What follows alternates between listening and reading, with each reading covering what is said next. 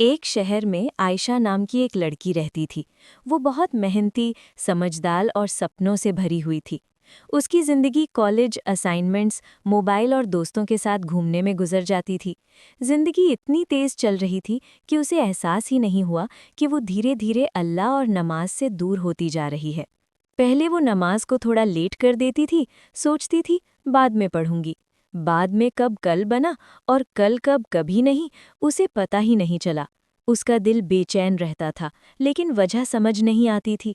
मुस्कुराती तो थी, लेकिन अंदर से कुछ खाली सा लगता था, जैसे कोई आवाज उसे वापस बुला रही हो और वो उसे नज़रअंदाज कर रही हो। एक शाम बहुत थकी हुई आयशा अपनी खिड़की के पास बैठकर आसमान को देख रही थी, जो धीरे धीरे सुनहरा हो रहा था। दुनिया शांत थी, लेकिन उसका दिल नहीं। पहली बार उसने धीरे से कहा, या अल्लाह, मैं खो सी गई हूँ। उस रात उसे अपना बचपन याद आया, जब वो अपनी अम्मी के साथ नमाज पढ़ा करती थी, जहाँ उसे सुकून महसूस होता था, सुरक्षा महसूस होती थी।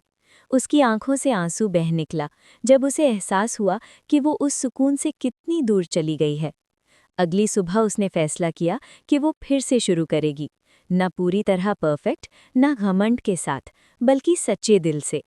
उसने आराम से वुज़ू किया, जाए नमाज पर खड़ी हुई और नमाज पढ़ी, उम्मीद और शर्मिंदगी दोनों के साथ। सजदे में जाते ही उसे हल्का महसूस हुआ, जैसे उसके सारे बोझ अल्लाह के हाथों में चले गए हों। दिन गुजरते गए और आयशा ने नमाज को फिर से अपनी जिंदगी का हिस्सा बना लिया। ये हमेशा आसान नहीं था, लेकिन हर नमाज उसे मजबूत बनाती गई।